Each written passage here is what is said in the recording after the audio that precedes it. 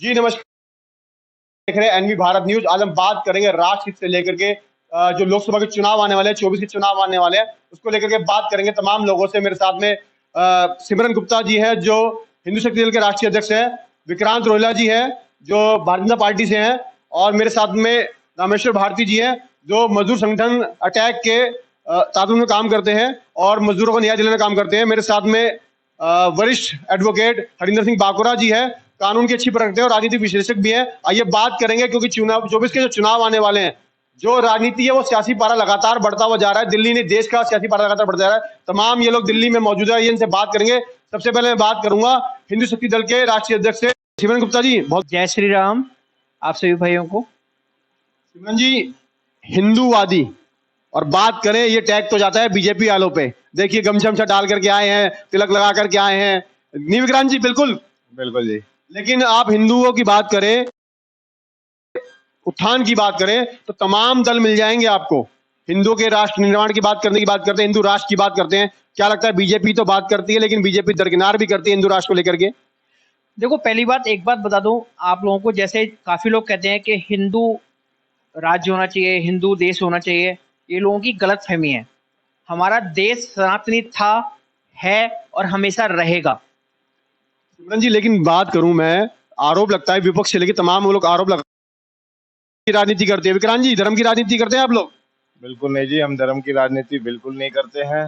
जो करते हैं वो तो करेंगे ही, और वो नहीं मानेंगे। जो है कुछ विरोधी पार्टी है जो धर्म की राजनीति करते हैं। विरोधी पार्टी, भारती जी, विरोधी पार्टी कह रहे हैं, आप खिलाफत करते हैं हमेशा से, अब ये कह रहे हैं कि हम लोग हिंदू धर्म की राजनीति नहीं करते हैं बीजेपी वाले। ये भारतवर्ष हिंदू धर्म है, सनातन धर्म का शुरू चला आ रहा है। सनातन धर्म का यहाँ वर्चस्व है, ये बात नहीं है। तो हिंदू धर्म में धर्म का प्रयोग कौन करता है? मेरे हिसाब से तो बीजेपी के अलावा धर्म का। हाँ जी विक्रांत जी, बताइए। आप लोग सिर्फ धर्म की बात करते हैं, धर्म की नहीं, ये सब गलत है। जो भी कहता है कि हम धर्म की राजनीति कर रहे हैं, लेकिन ऐसा कुछ नहीं है। ये तो कुछ विरोधी पार्टियां हैं जो धर्म की राजनीति करते हैं और उसमें जो है अफवाह फैलाई जाती है। हम उस पार्टी से हैं, वो इस तरीके से बोल रहे हैं गलत, वो इस तरीके से पार्टी वो गलत। बीजेपी पे आरोप लगाते हैं, बीजेपी धर्म की राजनीति नहीं करती, आप ये कहना चाह रहे हैं? हाँ जी, बिल्कुल जी। भैया, आप लोग कहते हैं राम मंदिर हमने बनवा दिया। नहीं, ऐसा कुछ नहीं है। ये तो सभी पार्टियों का मान था जो है राम मंदिर बने। सभी पार्टियों की मांग थी, बीजेपी ने ये हुआ तो है, लेकिन उसमें भी कुछ पार्टियों का सहयोग रहा है। काफी पार्टियां उसमें सपोर्ट कर, वो आपके समर्थक हुए ना आपको? बिल्कुल जी। धारा 370 हटा दी आप लोगों ने, धारा 370 हटाई। बड़ी उपलब्धि मानते हैं आप लोग इसे? बिल्कुल जी, बहुत बड़ी उपलब्धि मानते हैं। सिमरन जी बताइए, धारा 370 हटा दी इन्होंने और बहुत बड़ी उपलब्धि मान रहे हैं ये लोग। एक बात किसी ने कहा है कि हमारे बुजुर्ग कहते हैं कि घमंड कभी नहीं करना चाहिए। कि नेताओं को रावण से ज्यादा ही घमंड इनके लिए ले डूबेगा बहुत ज्यादा। इन्होंने कहा धारा 370 हटाई। अगर धारा 370 हटाई बीजेपी ने, तो जम्मू कश्मीर में कोई प्रॉपर्टी क्यों नहीं खरीद सकता? पहले भारतीय जनता पार्टी के नेता ये बताएं। अगर मंदिर इन्होंने बनाया है ना, तो ये कोर्ट ने क्या किया? अगर मंदिर इन्होंने बनाया, मान तो मर्यादा, हमारे मर्यादा पुरुषोत्तम राम का मंदिर है, और जो विपक्षी लोग कहते हैं कि जो भी बीजेपी धर्म की राजनीति करती है, तो उन विपक्षी 1947 से पहले तो बीजेपी नहीं थी। आप ये बात कह रहे हैं कि कोर्ट ने किया, कोर्ट ने, लेकिन बीजेपी कार्यकाल ये उनकी खुशनसीबी पार्टियों की सत्ता। आपको बता रहा हूँ, कोर्ट ये नेताओं की खुशनसीबी है कि उनके कार्यकाल में सुप्रीम कोर्ट ने ये फैसला दिया। और रही आपको जो विपक्षी नेताओं की बात बता दूं, जो लोग धर्मनिरपेक्ष नेता लोग अपने आप को कहते हैं कि 1947 से पहले बीजेपी नहीं थी, तब हिंदुओं का कत्लेआम हुआ। उस टाइम तो बीजेपी नहीं थी, हिंदू उस समय किसने की? एक महात्मा।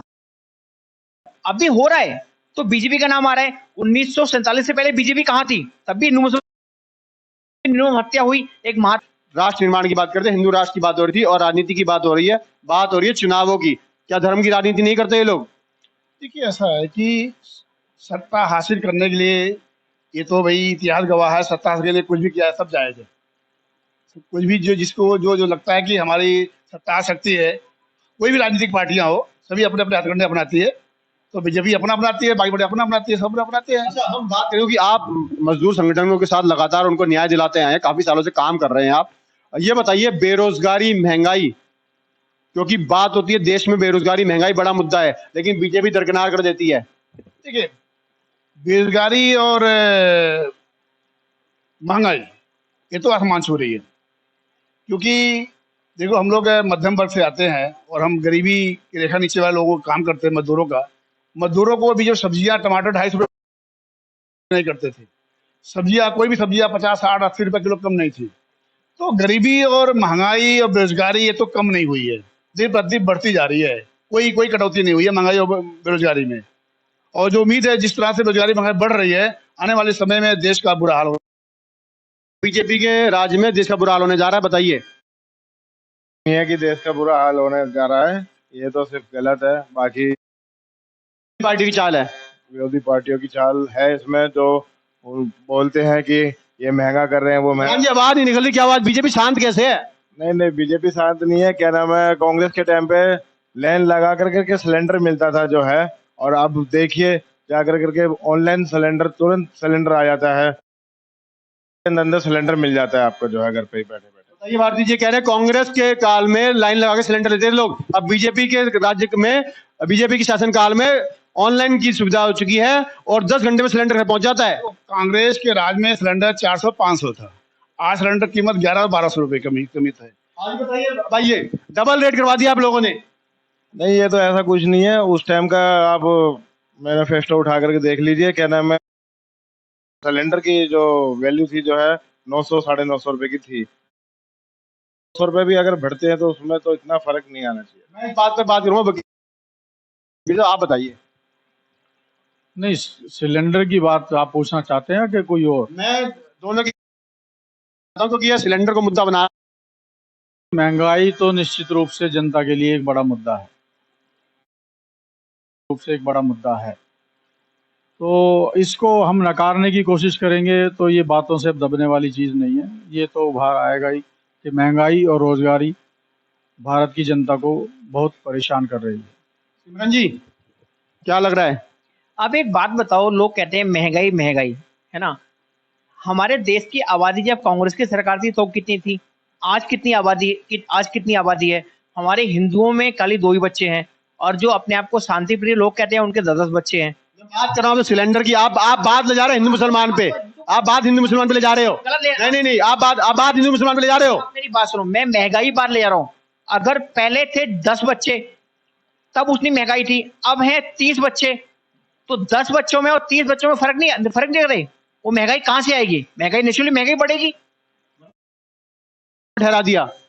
अगर तुम सुअर, जो भी हमारे वकील साहब ने कहा, महंगाई और बेरोजगारी से हम मुंह नहीं मोड़ सकते, ये तो सत्य को छुपाने वाली बात हो गई है। देखो, हम किसी राजनीतिक पार्टी से ताल्लुक नहीं रखते हैं, हम आम जनता हैं, लेकिन ये हम देखते हैं, हम भी पब्लिक बीच में रहते हैं, गरीबों को काम करते हैं, उनको मिनिमम वेज सरकार लागू, चाहे दी सरकार हो। तमाम जो लोग हैं वो आपके पास आते हैं, अपने हक की आवाज उठाने के लिए आते हैं, आप अच्छे से परख रखते हैं। ऐसा कि महंगाई को देखते उनको मिनिमम वेज नहीं मिलता है, जो दिल्ली सरकार की कमजोरी है। दिल्ली सरकार का ये उनका हक राइट बनता है कि उनको मिनिमम वेज लागू कराया जाए, मिनिमम वेज नहीं मिलता उनको जो श्रम काम को, ठीक है। और जो महंगाई है, सिलेंडर तो भूल जाइए, वो कभी कभी तो वो बिना खाए चले जाते हैं मजदूर, उनके पास सिलेंडर पैसे नहीं होते मजदूरों को, क्योंकि उनकी तनख्वाह कम 10 से 12 तनख्वाह है, 8,000 तनख्वाह है, और 1200 रुपये सिलेंडर क्या खाएं बेचारे, क्या बचाएंगे? बताइए विक्रांत जी, मजदूरों के लिए क्या किया बीजेपी ने?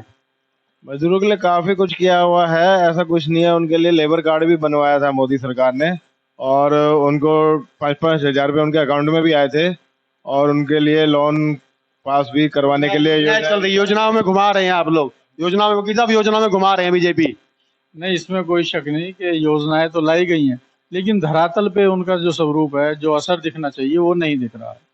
तो बस इतनी सी बात है कि जो परिवर्तन है वो जब तक आखिरी लाइन में खड़े हुए व्यक्ति तक नहीं पहुंचेगा, तो एक अच्छा वो नहीं कह सकते कि इनिशिएटिव है।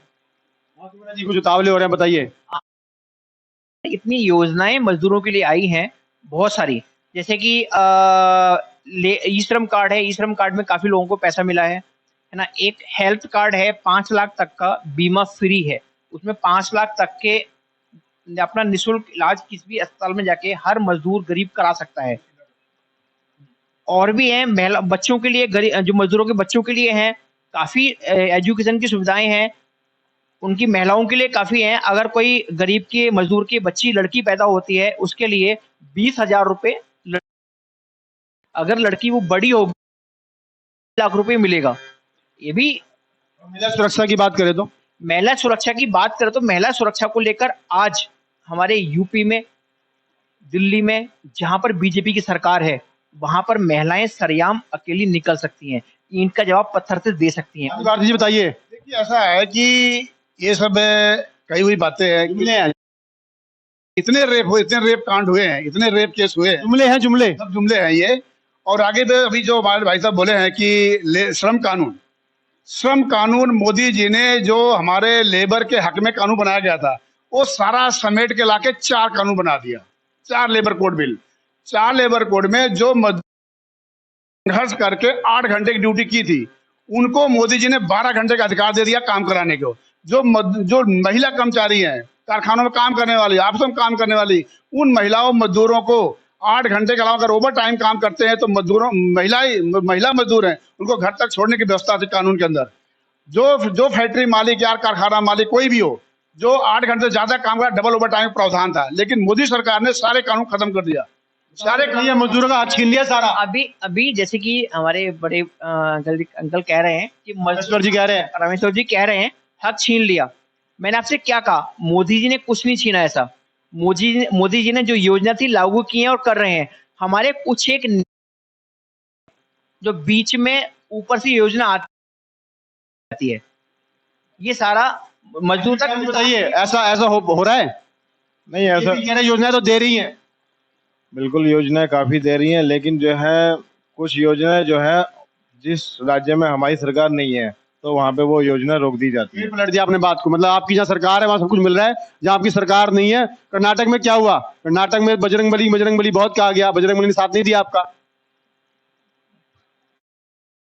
इनकी बात कर लेते हैं। हरिंदर जी बताइए, आप बताइए, कानून के विश्लेषक हैं, वकील रहे हैं, वरिष्ठ लीगल एडवोकेट रहे हैं आप, बात होती है महिला सुरक्षा को लेकर के। एक ऐसा विषय है जो हमेशा ज्वलंत रहा है हमारे देश में, और बड़ा औरत को, स्त्री को बड़ा सम्मान की दृष्टि से देखा जाता है हमारे समाज में। उसके बावजूद और कानूनों को भी सख्त किया गया, लेकिन उन विषयों को अब तक पा रहे हैं ये समझ ज़्यादा सख्त कर दिया गया है कि फांसी तक की सजा, बलात्कार या उसको फिर भी अपराध रुक नहीं रहा है। उसकी खैर वजह एक नहीं होती है, उसकी वजह जो है इकोनॉमिक भी है और शराबबंदी भी है, या उसका एक मानसिक जो क्रिमिनल का जो जिसको हम वो भी है। तो इसलिए जो है हम स्त्री सुरक्षा में असफल रहे हैं, मैं अभी तक यही मानता हूँ। सरकार विफल रही है स्त्री सुरक्षा में, महिला सुरक्षा में। अच्छा, बात करते हैं 24 के चुनाव में, सीधे मुद्दे पे आते हैं। 24 के चुनाव में कम समय रह गया है, क्या लगता है कि मोदी सरकार की या सत्ता परिवर्तन होगा? मैं 60% मोदी जी को नंबर देता हूँ और 40% विपक्ष को, बस यही कह सकता हूँ। थोड़ा संशय कर दिया आपने, इस पे रोशनी डाल दीजिए। 60% कैसे दिए, किन मुद्दों पे दे दिए? % मोदी जी को दिए। 3 मुद्दों पे दे दिया आप। ये मुद्दे नहीं है, ये आसार जो मैं लोगों को से मिलता हूँ और जो मैं महसूस करता हूँ अपने अंतर शक्ति से और लोगों को नहीं, ये आंतरिक शक्ति होती है। आप किसी से भी बात करें, सबके पास ये आंतरिक शक्ति है। आज बन गए आप भी, लग रहा है बीजेपी का रंग चढ़ रहा है। सही है, आप कह सकते हैं, आप पत्रकार हैं, आप कुछ भी कह सकते हैं। इन पे तो रंग चढ़ रहा है, लग रहा है। विरोधी नहीं है, इस बात विरोध की नहीं हो रही है। मोदी को वोट हम भी दिए थे, लेकिन सवाल यहाँ पैदा होता है कि फर्स्ट 2014 में मोदी जी के बातों से प्रभावित हुए, उनके प्रभावित होकर हमने वोट दिया और दिलाया लोगों को, और मजदूरों वर्ग को भी देश की तरक्की हो, देश विकास करेगा। 2014 के बाद जब 5 साल देखे, जब 19 आया तो फिर वही 19 जुमलेबाजी, वोट नहीं दिया उनको। जुमलेबाजी की सरकार, हाँ जी, जुमलेबाजी की सरकार। बताइए, सत्ता वापसी होगी आप लोगों की या सत्ता परिवर्तन होगा?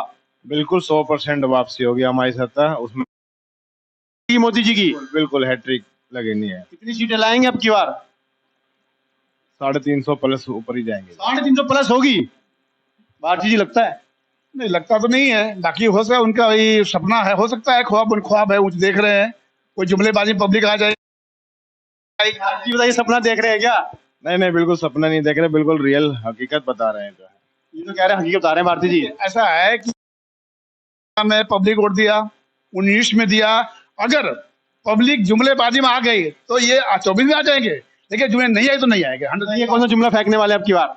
नहीं, इस बार कोई जुमला नहीं फेंकेंगे, इस बार पब्लिक जो है उनका काम देखेगी जो है। काम देखेगी पब्लिक, क्या देख रही है? G20 देखेगी, चंद्रयान पहुंचा, हाँ जी, जो भी उनके 5 साल के काम है वो सब रिकॉर्ड में जो काम है। हाँ जी, सिमरन जी बता दीजिए। 70 साल का जो कैंसर है वो 5 साल या 9 साल में खत्म नहीं होता, उसे टाइम लगता है। और उसे खत्म करने के लिए 70 साल के कैंसर को, जो कांग्रेस द्वारा 70 साल का कैंसर बनाया हुआ, बिल्कुल ही खत्म करने के लिए हमारे देश की जनता मोदी जी को दोबारा से लाएगी। बताइए, ये जो कैंसर क्या जरे भारती जी? ऐसा है कि कैंसर के बल पर ही आज बीजेपी 9 साल राज किया है। आज जो संपत्ति कांग्रेस ने बनवाई थी, जिन्होंने पॉलिसियां तैयार की थी, जितनी संस्थाएं बनाई थी, जितनी संस्थाएं बनाई, सब संस्थाओं के बेच करके और जिस तरह से लाल किला बेच दिया, अपना LIC बेच दिया, रेलवे बेच दिया, बैंक बेच दिया, सब प्राइवेट संस्था कर रहे हैं, सब ठेकेदारी अडानी अंबानी के हवाले कर रहे हैं, पूरा देश हवाले कर दिया अडानी अंबानी के। देश कुछ बचा नहीं है, जो हाईवे बन रहा है उसको भी देने वाले हैं। हाँ जी, 60% दे रहे थे, आप सब कुछ बेच दिया आप लोगों ने, आप समर्थक हो गए आप भी, नहीं मैंने का रंग चढ़ गया। नहीं, देखिए मैंने पहले ही कहा कि ये मेरा सिर्फ आंतरिक आंकलन है, ना कि जो है मैं लोगों को कुछ बेच दिया। पार्टी वर्कर नहीं है, वरिष्ठ वकील है। देखिए अब अगर इस बात को जाएंगे तो मनमोहन सिंह जी ने बेचना शुरू कर दिया था, उससे पहले जो पहले उनसे मुख्यमंत्री जी थे नरसिम्हा राव जी, उन्होंने भी बेचना शुरू कर दिया था। तो ये इकोनॉमी को वो मिक्स किया गया, वो उसको हटाया गया, तो ये प्रावधान तो होने ही थे और ये इकोनॉमिक पॉलिसी का अंग है, उन्होंने भी अपनाया, ये भी अपना रहे हैं। तो आपने सब कुछ बेच दिया। ये ऐसा कुछ नहीं है कि हमने सब कुछ बेचा, ये तो बीच बीच में जो है लोग, विरोधी पार्टी जो भी है वो सब सोशल मीडिया द्वारा जो है आवाज उठाती है, कहती है कि रेलवे बेच दिया। मैं ये कह रहा हूँ कि एक भी महकमा जो है बता दीजिए कि बेचा है। प्राइवेटाइजेशन कर दिया लेकिन आप लोगों ने। नहीं, कुछ कुछ है जो है वो करे हैं, बाकी ऐसा कुछ नहीं कि सारे ही महकमे जो है प्राइवेट करे हैं। हाँ जी, अंतिम में सिमरन जी बता दीजिए, सत्ता वापसी, सत्ता परिवर्तन। सत्ता वापसी। अभी एक बात आपसे और पूछना चाहता हूँ इन लोगों से आपसे, कि लोग कहते हैं कि के रक्षक कहते हैं अपने आप कुछ लोग, मगर संविधान है, अगर संविधान है तो all India Muslim personal law board क्यों, माइनॉरिटी कमीशन क्यों, वक्फ बोर्ड क्यों? जबकि ऑल इंडिया वक्फ बोर्ड हमारे हिंदुस्तान की सबसे बड़ा 3रे नंबर का भूमि आता है। कांग्रेस ने ही बनाया, एक मिनट, बनाया, सेकुलर लोगों ने बनाया, वो जिस जमीन पे जाओ उस जमीन पे कब्जा कर ले।